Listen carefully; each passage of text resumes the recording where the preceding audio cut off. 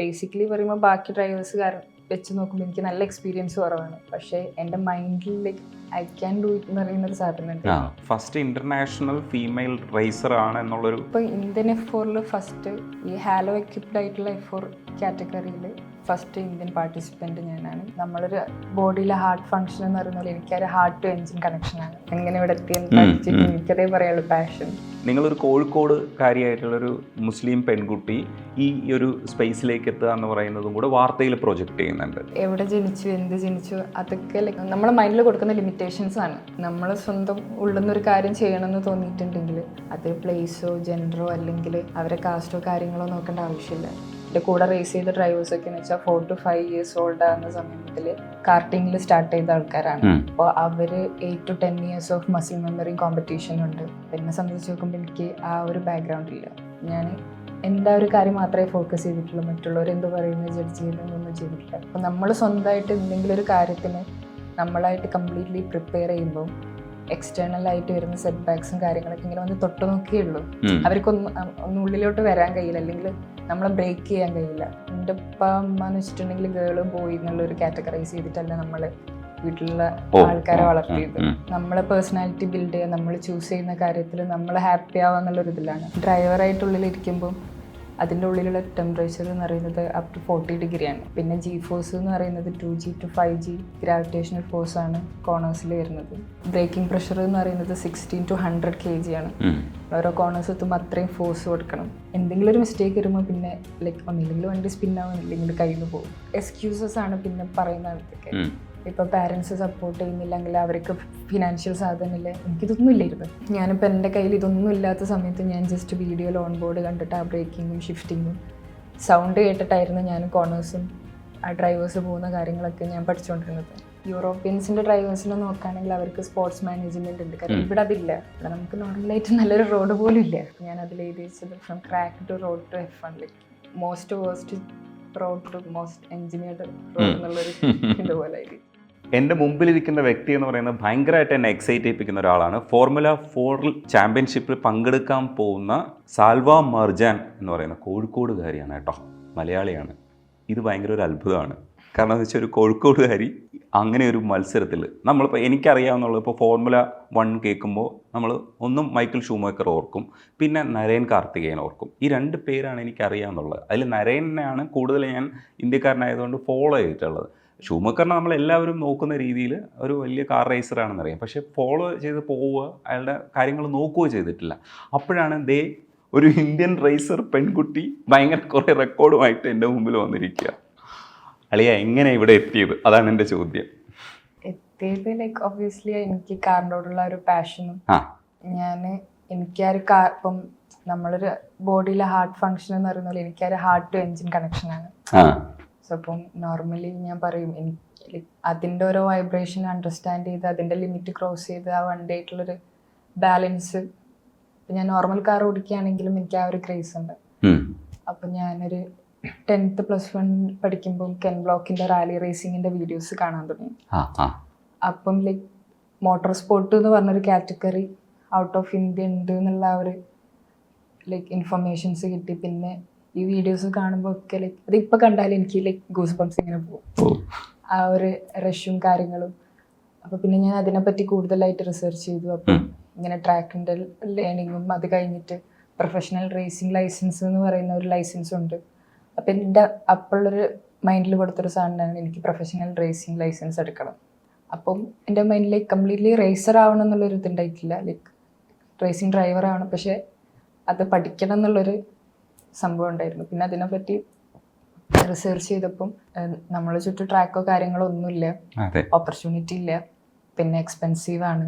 പിന്നെ നമ്മൾ ആ ഒരു സ്കൂൾ ടൈമിൽ പഠിക്കും, നമ്മൾ നോർമലി ഇപ്പോൾ വീട്ടിൽ നിന്ന് 10-20 എടുത്ത് ബസ്സിൻ്റെ ST പൈസ എന്നുള്ള രീതിയിലല്ലേ പോകുള്ളൂ. അപ്പോൾ ഒരിക്കലും ഇത് നമ്മൾക്ക് വീട്ടിൽ ചോദിക്കാൻ പറ്റില്ലല്ലോ.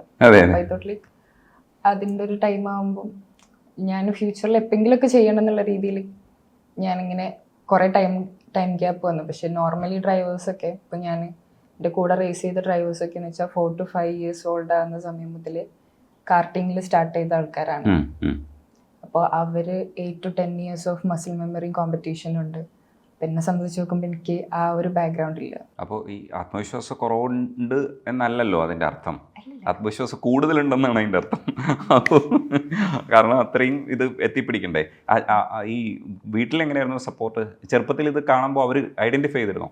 എനിക്ക് ചെറുപ്പം മുതലേ ലൈക്ക് ഇപ്പം നമ്മൾ ചെറുപ്പത്തിലെ 3 ടയർ സൈക്കിളില്ലേ, അപ്പം മുതൽ എൻ്റെ കയ്യിൽ എപ്പോഴും സൈക്കിള്, അതിൻ്റെ സ്പീഡിൽ കൂട്ടി ഓടിക്കുക. പിന്നെ അങ്ങനെ എപ്പോഴും ഒരു ടയറും സ്പീഡ് എൻ്റെ കൂടെ തന്നെ ഉണ്ട്. ഇപ്പം എൻ്റെ ഉപ്പ അമ്മ എന്ന് വെച്ചിട്ടുണ്ടെങ്കിൽ ഗേള് ബോയ് എന്നുള്ള ഒരു കാറ്റഗറൈസ് ചെയ്തിട്ടല്ല നമ്മള് വീട്ടിലുള്ള ആൾക്കാരെ വളർത്തിയത്. ലൈക്ക് നമ്മളെ പേഴ്സണാലിറ്റി ബിൽഡ് ചെയ്യുക, നമ്മൾ ചൂസ് ചെയ്യുന്ന കാര്യത്തിൽ നമ്മൾ ഹാപ്പി ആവാന്നുള്ളൊരു ഇതിലാണ്.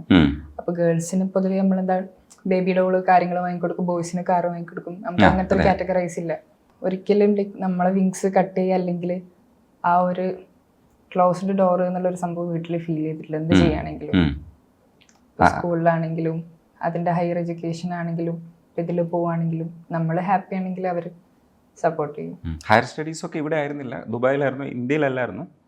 ഞാൻ സ്കൂളിൽ ഇങ്ങനെ കുറച്ച് സ്പ്ലിറ്റ് ആയിട്ട് അവിടെ ഇവിടെയും പഠിച്ചിട്ടുണ്ട്. ഇൻ ബിറ്റ്വീനിൽ ജസ്റ്റ് ഒന്ന് ബഹ്റൈനിൽ പഠിച്ചിട്ടുണ്ട് 1 ഇയർ.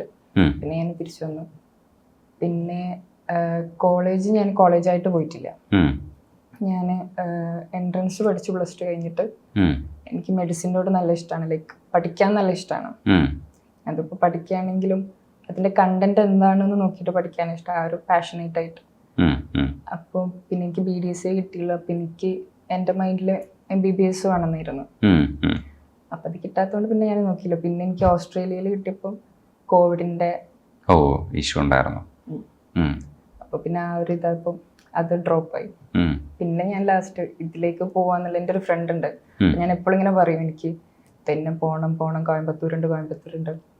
അപ്പോൾ ഒരു ദിവസം ലൈക്ക് അവന് പെട്ടെന്ന് പറഞ്ഞു, ഇനിയിങ്ങനെ വെയിറ്റ് ചെയ്യണ്ട, പൈസൻ്റെ കാര്യങ്ങൾ ഇതൊന്നും പോയി നോക്കി വെയിറ്റ് ചെയ്യണ്ട, ലൈക്ക് പോയിട്ട് ട്രാക്കിലേക്ക് എന്താണ് വേണ്ടതെന്ന് പോയി നോക്കുക. അങ്ങനെ സ്പോൺസർ ചെയ്യാന്ന് പറഞ്ഞു. അതെ, അല്ലല്ല, ജസ്റ്റ് പോകാനുള്ളൊരു അങ്ങനെ ചെയ്തു. ഇത് ഇത്തിരി അത്യാവശ്യം കാശൊക്കെ ചിലവുള്ള ഒരു പരിപാടിയാണല്ലോ. അപ്പോൾ സ്പോൺസേഴ്സ് ഉണ്ടോ ഇപ്പോൾ? ആക്ച്വലി ഇപ്പം കറന്റ് സ്പോൺസേഴ്സ് ഇല്ല. അപ്പം ഞാൻ തന്നെ സേവിങ്സ് ഉണ്ടായിട്ടായിരുന്നു എൻ്റെ ട്രെയിനിങ്ങും കാര്യങ്ങളൊക്കെ കംപ്ലീറ്റ് ചെയ്തത് ആ ഒരു ടൈമിൽ. അപ്പം ഗ്യാപ്പ് ഇട്ടിട്ടാണ് ട്രെയിനിങ് ഒക്കെ ചെയ്തത്. പിന്നെ ഇപ്പം നമ്മൾ മെയിനായിട്ട് ട്രെയിൻ ചെയ്യുന്ന സിമുലേറ്ററിലാണ്. അത് നെക്സ്റ്റ് ലെവൽ റേസിംഗ് എന്ന് പറഞ്ഞിട്ടുള്ളൊരു പ്രൊഡക്ഷൻസ് ഉണ്ട്. അവരെ ഗ്ലോബൽ ബ്രാൻഡ് അംബാസിഡറാണ് ഞാൻ. അപ്പം അവരെ പ്രൊഡക്റ്റ് അയച്ചു തന്നിട്ടുണ്ട്. പിന്നെ നമ്മൾ ഈ ബാക്കി പ്രൊഡക്ട്സ് ഒക്കെ ഞാൻ തന്നെ വാങ്ങി. കുറേ ട്രെയിനിങ് അതിലാണ്. പിന്നെ നമുക്ക് കുറേ ട്രെയിനിങ് ഫിറ്റ്നസ് ആണ്. ട്രാക്ക് ടൈം അധികം ഉണ്ടാവില്ല. ടെസ്റ്റിങ്സ് ലൈക്ക് ഒരു ചാമ്പ്യൻഷിപ്പ് ഫോക്കസ് ചെയ്തിട്ട് അതിൻ്റെ മുമ്പ് കുറച്ച് ടെസ്റ്റിങ്സ് അങ്ങനെ ഉണ്ടാവാം. ഈ ഫോർമുല 4 എന്നൊക്കെ പറയുമ്പോൾ വലിയ സംഭവമാണെന്ന് നമുക്കറിയാം. അത് എത്രത്തോളം വലിയൊരു സാധനമാണ്? എക്സൈറ്റ്മെന്റ് എത്രത്തോളം ഉണ്ട്? അതേ ടെൻസ്ഡ് ആണോ? അത് ലൈക്ക് ഇപ്പൊ പുറത്തുനിന്ന് നോക്കുമ്പോൾ ജസ്റ്റ് ഒരു ട്രാക്കിൻ്റെ ആ ഒരു ഇതിലിങ്ങനെ കറങ്ങുന്ന പോലെയാണ് ആൾക്കാർക്ക് ഫീൽ ചെയ്യുക. ഞാൻ ഇപ്പൊ ഇന്ത്യൻ F4 ലൈവിൽ ആൾക്കാർ ഇങ്ങനത്തെ എന്താ പതുക്കെ പോകുന്നൊക്കെ ഇങ്ങനെ കണ്ടിട്ടുണ്ട്. പിന്നെ റേസ് നോക്കിയപ്പോൾ പക്ഷെ നമ്മളിപ്പോൾ ഒരു ഡ്രൈവറായിട്ടുള്ളിൽ ഇരിക്കുമ്പോൾ അതിൻ്റെ ഉള്ളിലുള്ള ടെമ്പറേച്ചർ എന്ന് പറയുന്നത് അപ് ടു 40 ഡിഗ്രിയാണ്. പിന്നെ G-ഫോഴ്സ് എന്ന് പറയുന്നത് 2G to 5G ഗ്രാവിറ്റേഷണൽ ഫോഴ്സാണ് കോർണേഴ്സിൽ വരുന്നത്. പിന്നെ ഇതിൻ്റെ ലൈക്ക് ആ മൊത്തമായിട്ടുള്ള വൈബ്രേഷൻസും നമ്മൾ ബ്രേക്കിംഗ് പ്രഷർ എന്ന് പറയുന്നത് 16 to 100 kg ആണ്. ഓരോ കോർണേഴ്സ് എത്തുമ്പോൾ അത്രയും ഫോഴ്സ് കൊടുക്കണം. പിന്നെ നോർമൽ കാറിൻ്റെ ആ ഒരു ഷിഫ്റ്റിങ്ങും അല്ലെങ്കിൽ ഇത് റേസ് എഞ്ചിനാണ്, ആ ഒരു ഡിഫറൻസ് നല്ലപോലെ ഉണ്ട് നമ്മൾ ഡ്രൈവ് ചെയ്യുമ്പോൾ. അപ്പം അത് മൊത്തമായിട്ട് നമ്മൾ കൺട്രോൾ ചെയ്യുക, അതിൻ്റെ ലിമിറ്റ്. എന്തെങ്കിലും ഒരു മിസ്റ്റേക്ക് വരുമ്പോൾ പിന്നെ ലൈക്ക് ഒന്നില്ലെങ്കിൽ വണ്ടി സ്പിന്നാവും, ഇല്ലെങ്കിൽ കയ്യിൽ നിന്ന് പോകും. നമ്മൾ ഓരോ മില്ലി സെക്കൻഡും റെസ്പെക്ട് ചെയ്യില്ലേ. നമ്മൾ റേസ് സ്റ്റാർട്ട് ചെയ്ത് എൻഡ് ചെയ്യുമ്പോഴത്തേക്കും ഓരോ മില്ലി സെക്കൻഡിലും നമ്മൾ മെൻ്റലി ഫിസിക്കലി എല്ലാ രീതിയിലും അതിൽ ഫോക്കസ്ഡ് ആയിരിക്കണം. ചുറ്റും ഒന്നും ചിന്തിക്കാൻ സമയം കൊടുക്കാൻ പറ്റില്ല. അതാണ് ഞാൻ ആലോചിക്കുന്നത്. ഈ നമ്മൾ തന്നെ ഹെവി ആയിട്ട് ആ സാധനങ്ങളൊക്കെ ഇതിൻ്റെ സീറ്റിങ് ലൈക്ക് നമ്മളെ ബോഡിയിൽ അതിൻ്റെ ഫോം കാര്യങ്ങളൊക്കെ നമ്മളെ ബോഡി ഷേപ്പിലാണ് ഉണ്ടാക്കുക. അപ്പം ഫുള്ളി ഫിറ്റ് ആയിരിക്കും. ഇപ്പോൾ സീറ്റ് ബെൽറ്റ് കാര്യങ്ങളൊക്കെ ആണെങ്കിലും അങ്ങനെ ഫിറ്റ് ആയിട്ടാണ് ഉണ്ടാക്കുക. കംപ്ലീറ്റ്ലി ആ ഒരു ഡ്രൈവർക്ക് വേണ്ടി കസ്റ്റമൈസ് ചെയ്തതായിരിക്കും പൊസിഷൻസ് കാര്യങ്ങളൊക്കെ. അപ്പോൾ ഈ റേസിന് പോകുന്നതിന് മുമ്പുള്ള ട്രെയിനിങ് ഇപ്പോൾ എവിടെയൊക്കെയാണ് നേടിയിരിക്കണേ? ട്രെയിനിങ് ഞാൻ ആദ്യം കോയമ്പത്തൂർ ചെന്നൈന്ന് ഫോർമുല LGB എന്ന് പറഞ്ഞ കാറ്റഗറി ഉണ്ട്. അതിൽ DTS റേസിംഗ് ആയിട്ട് ട്രെയിനിങ് ചെയ്തിട്ടുണ്ടായിരുന്നു. പിന്നെ UAE പോയപ്പം അവിടെ കാർട്ടിങ്, പിന്നെ സിം റേസിങ്, പിന്നെ അവിടെ ടെസ്റ്റിങ് ചെയ്തിട്ടാണ് ഇതാക്കിയത്. ലൈക്ക് ബേസിക്കലി പറയുമ്പോൾ ബാക്കി ഡ്രൈവേഴ്സ് വെച്ച് നോക്കുമ്പോൾ എനിക്ക് നല്ല എക്സ്പീരിയൻസ് കുറവാണ്. പക്ഷേ എൻ്റെ മൈൻഡിൽ like I can do it എന്ന് പറയുന്നൊരു സാധനം ഉണ്ട്. പക്ഷെ ഞാൻ ഫസ്റ്റ് കാറിൽ പോകുമ്പോൾ എനിക്ക് ആ ഒരു പേടി ഉണ്ടായിരുന്നു. കാരണം ബാക്കി എല്ലാ ഡ്രൈവേഴ്സും 8 to 10 years എക്സ്പീരിയൻസ് ഉണ്ട്. അവർ 30 to 40 റേസസ് ചെയ്ത ഡ്രൈവേഴ്സ് ഉണ്ട്. അപ്പം അവരുടെ ഇടയിലേക്കാണ് ഞാൻ പോകുന്നത് എന്നുള്ള ഒരു തോട്ട് എനിക്ക് ഫസ്റ്റ് ഒരു ഇതുണ്ടായിരുന്നു. പിന്നെ ഞാൻ എൻ്റെ മൈൻഡിനെ സെറ്റ് ചെയ്ത് ലൈക്ക് ഞാൻ പോകുന്നത് എനിക്ക് പഠിക്കാൻ വേണ്ടിയിട്ടാണ്. I don't have to compare with anyone else. എൻ്റെ ഒരു കാര്യം ഞാൻ അവരായിട്ട് കമ്പയർ ചെയ്യേണ്ട ആവശ്യമില്ല. അവരവരുടെ പേർപ്പസിന് ഇരുന്ന് ഞാൻ എൻ്റെ പേർപ്പസിന് ഇരുന്ന്. അവരെ കമ്പയർ ചെയ്യുമ്പോൾ ഞാൻ എൻ്റെ ടൈമാണ് അവിടെ വേസ്റ്റ് ചെയ്യുന്നത്. ഞാൻ എൻ്റെ ഒരു കാര്യം മാത്രമേ ഫോക്കസ് ചെയ്തിട്ടുള്ളൂ. മറ്റുള്ളവർ എന്ത് പറയുന്നത് ജഡ്ജ് ചെയ്യുന്നതൊന്നും ചെയ്തിട്ടില്ല. ഞാനും ആ കാറും തമ്മിൽ എൻ്റെ മൈൻഡിൽ ഞാൻ കൊടുത്തൊരു ടാർഗറ്റ് ഉണ്ട്, ഇത്ര ടൈം അച്ചീവ് ചെയ്യുക, അല്ലെങ്കിൽ ആ കാറുമായിട്ടുള്ള ബാലൻസ്. അപ്പോൾ ഫസ്റ്റ് ഡേ പോകുമ്പം കുറച്ച് ടെൻഷൻ, ലൈക്ക് ഫസ്റ്റ് ആ പുഷ് ചെയ്യുന്ന സമയത്ത് പറയുന്ന ഗ്രാവിറ്റേഷണൽ ഫോഴ്സും വൈബ്രേഷൻസും ആ ഒരു ബ്രേക്കിംഗ് പ്രഷറൊക്കെ അഡാപ്റ്റ് ആവേണ്ട ഒരു സമയം ഉണ്ടല്ലോ. അതുകൊണ്ട് ആ ഒരു പേടി ഫസ്റ്റ് ഉണ്ടായിരുന്നു. സെക്കൻഡ് ഡേ ആയപ്പം വണ്ടി സ്പിന്നായിട്ടുണ്ട്, ഫ്രണ്ട് വിങ് പോയി തട്ടിയിട്ടുണ്ട്. പക്ഷെ ആ സമയത്തൊക്കെ ഞാൻ ലൈക്ക് നെഗറ്റീവ് ഡൗൺ ആയിട്ടുണ്ട് കുറേ. പക്ഷെ പിന്നെ ഞാൻ തിരിച്ച് ലൈക്ക് മൈൻഡ് തന്നെ ഇതേപോലെ റീകോൾ ചെയ്ത് ആദ്യം ജസ്റ്റ് വണ്ടിയിൽ പോയി ഒരു 5 minute ഇരുന്ന് ആ മൈൻഡിൽ കൂടെ തന്നെ ലാപ്പ് ഓടിച്ച് കഴിഞ്ഞു. പിന്നെ ഞാൻ ലൈക്ക് ക്വാളിഫയിങ് പോകുമ്പം റേസ് ചെയ്യുന്നില്ല എന്ന് ഞാൻ ഓൾറെഡി പ്ലാൻ ചെയ്തിട്ടുണ്ടായിരുന്നു. കാരണം ബാക്കി ഡ്രൈവേഴ്സ് എക്സ്പീരിയൻസ്ഡ് ആണ്. അപ്പം അവർ എനിക്ക് എക്സ്പീരിയൻസ് ഇല്ലാത്ത നോക്കൂല. അപ്പം ആക്സിഡൻറ്റ് കൂടുതലാവും. ശരിക്കും പറഞ്ഞു കഴിഞ്ഞാൽ ഇതൊരു നമ്മൾ ഗെയിമിൽ കാണും പോലെയൊക്കെ ഉള്ളൊരു സാധനമാണ്. എന്ന് വെച്ചാൽ അത്രയും ടൈം പോലും കിട്ടില്ല. ഗെയിമിലൊക്കെ ആണെങ്കിൽ നമുക്ക് ചെറിയ ആലോചിക്കാനും ഒക്കെ നമ്മൾ കാണുന്നുമുണ്ട്, ഇത് പുറത്ത് നമുക്ക് കാണാൻ പറ്റും. പക്ഷേ ഇത് ഉള്ളിലാണ് നിങ്ങൾ ഇത് ചെയ്യുന്നതെന്ന് പറയുന്നത്. ഇതിലേക്ക് നമുക്ക് ആ ടോട്ടൽ ആ ഒരു കംപ്ലീറ്റ് ഡേയിലത്തെ ട്രെയിനിങ് കഴിയുമ്പോൾ 3 to 5 kg വാട്ടർ ലോസ് ഉണ്ടാകും ബോഡിയിൽ. അപ്പം അത്ര എക്സ്ട്രീമായിട്ട് നമ്മളെ ബോഡി അതിൻ്റെ ഉള്ളിൽ നിന്ന് വർക്ക് ചെയ്യുന്നുണ്ട്. പിന്നെ ആ ഒരു ഹീറ്റ് ആണെങ്കിലും പിന്നെ ഹെൽമെറ്റിൻ്റെ ഉള്ളിലുള്ള ഒരു ടൈറ്റ്നസ് ആണെങ്കിലും മൊത്തത്തിൽ നമ്മൾ എക്സോസ്റ്റഡ് ആയിരിക്കും. ഫസ്റ്റൊക്കെ ആ ഒരു ട്രെയിനിങ് സെക്ഷൻ കഴിഞ്ഞ് വരുമ്പോൾ നല്ല ലിറ്ററലി ആ ഒരു തല ഇറങ്ങി വന്ന പോലെ ഒരു സാധനം കിട്ടും. അത്രയും ട്രെയിൻഡ് ആയിട്ട്. പിൻ ബിറ്റ്വീനിൽ നമ്മൾ വെള്ളം കുടിക്കുമ്പോൾ അതിൽ ഇലക്ട്രോലൈറ്റ്സും എല്ലാ കാര്യങ്ങളും ആഡ് ചെയ്തിട്ടുള്ള വെള്ളമാണ് ഇൻ ബിറ്റ്വീൻ തരും. നിങ്ങൾ ഈ തട്ടമൊക്കെ ഇട്ട് മുമ്പിൽ ഇരുന്നിട്ട് മധുരമായിട്ട് ഈ കാര്യം പറയുന്നു. പക്ഷെ പറയുന്ന കാര്യം എന്ന് പറയുന്നത് എക്സ്ട്രീം ലെവലിൽ സാധനമാണ്. പക്ഷെ അത് വളരെ സൗമ്യമായിട്ട് പറയുമ്പോഴേ ഞാൻ ആലോചിക്കുന്നുണ്ട്, ഇത് എന്ത് കപ്പാസിറ്റിയാണ് തലച്ചോറിലെ. പാഷനേറ്റ് ആകുന്നത് കൊണ്ടാണോ ഇത്രയും കപ്പാസിറ്റി വന്നത്? അത് ഞാൻ ലൈക്ക് ഇപ്പം പറഞ്ഞില്ലേ, ലൈക്ക് പൊതുവെ എല്ലാവരും എൻ്റെ അടുത്ത് വന്നിട്ട് എങ്ങനെ ഇവിടെ എത്തി എനിക്കതേ പറയുള്ളൂ, പാഷൻ. നമ്മളിപ്പോൾ എന്തൊരു കാര്യം ചെയ്യുകയാണെങ്കിലും അതിൽ നമ്മളെ പാഷനേറ്റായി ചെയ്യുമ്പോഴാണ് നമുക്ക് ഇപ്പം പലരും എൻ്റെ അടുത്ത് വന്നിട്ട് ചേച്ചി എനിക്ക് റേസർ ആവണം, ഞാൻ എങ്ങനെ ആവണ്ടോ ചോദിക്കും. ഞാൻ എന്താ ചെയ്ത് കൊടുക്കാനാണ്. ഒരാളെ ലൈഫിൽ ഇപ്പോൾ വാട്ട് എവർ മാറ്റർ, ഇപ്പോൾ ഒരു സ്റ്റുഡൻ്റ് ആണെങ്കിലും പഠിക്കാനാണെങ്കിലും ലൈക്ക് എന്തൊക്കെ ആണെങ്കിലും അവരാണ് അവരെ റൂട്ട് സെലക്ട് ചെയ്യേണ്ടത്. എക്സ്റ്റേണൽ ആയിട്ട് കൊടുക്കുമ്പം അവർ ഒരു ഇൻഫർമേഷൻ ഡിപ്പെൻഡ് ചെയ്തിട്ട് അങ്ങനെ പോവാണ്, റോബോട്ടിക് ആയിട്ടുള്ളൊരു രീതിയിലാണ് പോവുക. പക്ഷെ നമ്മളെ മൈൻഡിന് പിന്നെ കൺട്രോൾ ചെയ്തിട്ട് നമ്മളൊരു കാര്യം ചെയ്യുമ്പം അത്രയും നമ്മൾ എക്സ്ട്രീമിലായിട്ട് അതിൽ ഇൻപുട്ട് കൊടുക്കും. പിന്നെ സെറ്റ് ബാക്സ് അത് നല്ലപോലെ ഉണ്ടാവും. ഇപ്പം ഞാൻ പറയും ഞാൻ 99% ഫെയിൽഡാണ് എൻ്റെ അറ്റംപ്റ്റ്.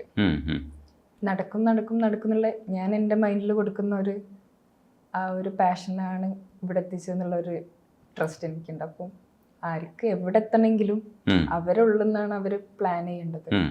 ഇപ്പം പറയും എക്സ്ക്യൂസസ് ആണ് പിന്നെ പറയുന്നിടത്തൊക്കെ. ഇപ്പൊ പാരൻസ് സപ്പോർട്ട് ചെയ്യുന്നില്ലെങ്കിൽ അവർക്ക് ഫിനാൻഷ്യൽ സാധനമില്ല. എനിക്കിതൊന്നും ഇല്ലായിരുന്നു, എൻ്റെ കയ്യിൽ 0 ബാലൻസ് ആയിരുന്നു എൻ്റെ കയ്യിൽ. അപ്പം ഞാൻ ഫസ്റ്റ് പാരൻസിനോട് പറഞ്ഞിട്ടില്ലായിരുന്നു, കാരണം അവർക്കൊരു പേടി ഉണ്ടാവുമല്ലോ. ഫസ്റ്റ് ഞാൻ ട്രെയിനിങ് കഴിഞ്ഞിട്ടാണ് ഞാൻ അവരോട് പറഞ്ഞത്.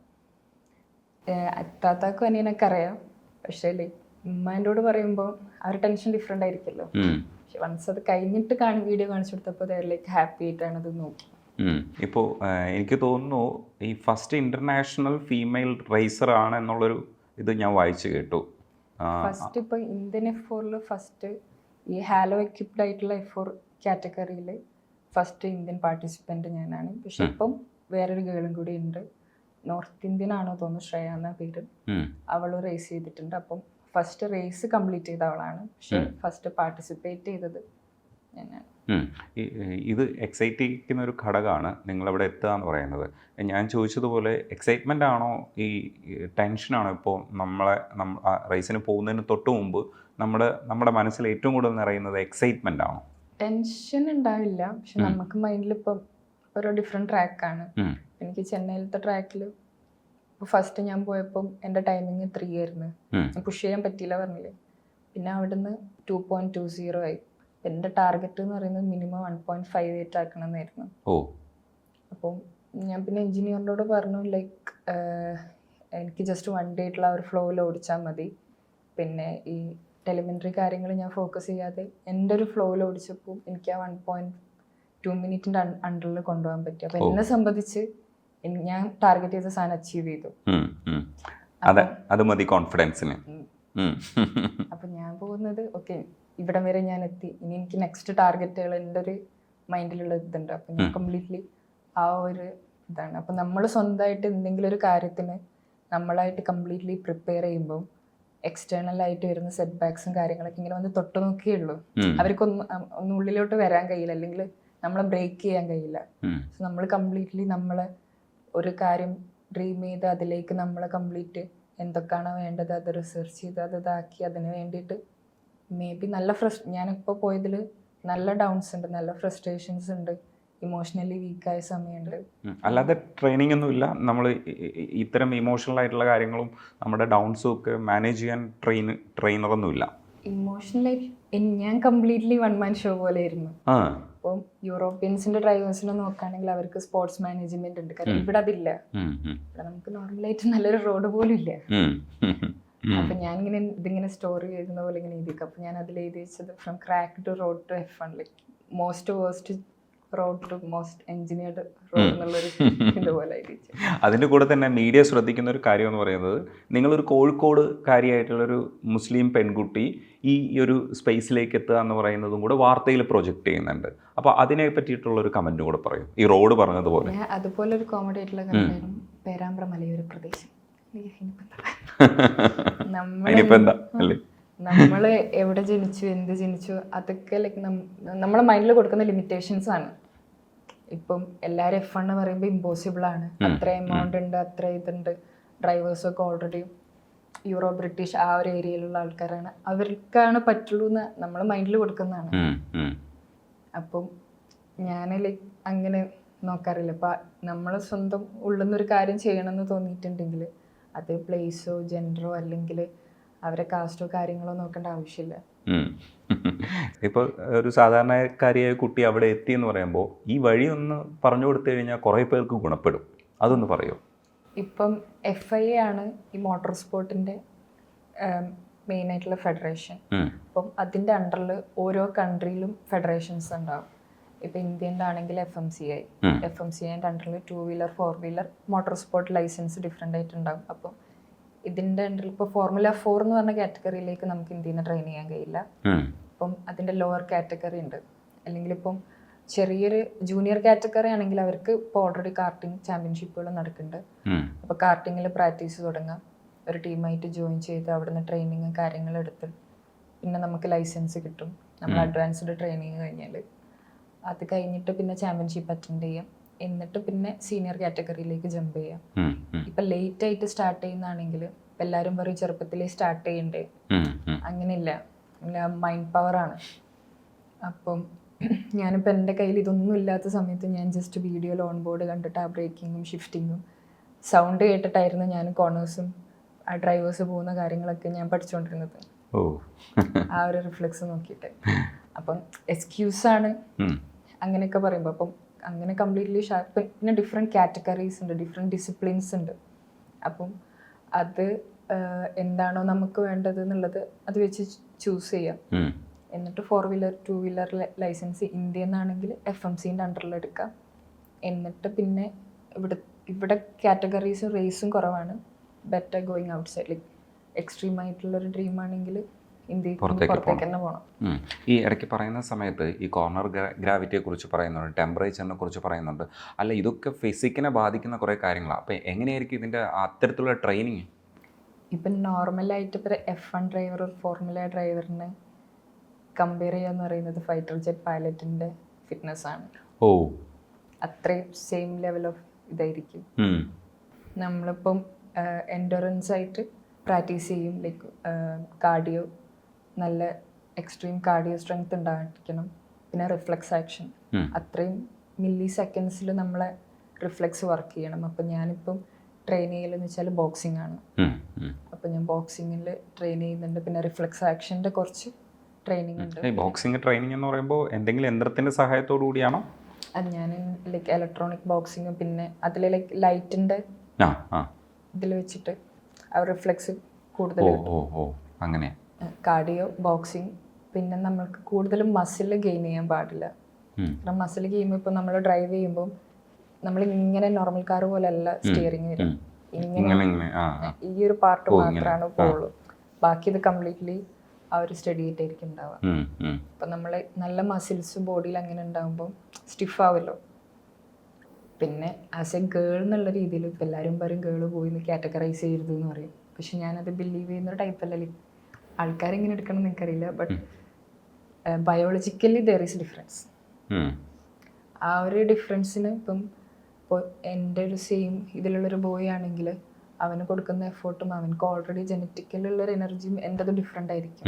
നമ്മൾ മസിൽസ് സോഫ്റ്റ് ആണ്. അപ്പം ഒരു ഫീമെയിൽ ഡ്രൈവർ ആകുമ്പോൾ ഡബിളായിട്ട് വർക്ക് ചെയ്യണം.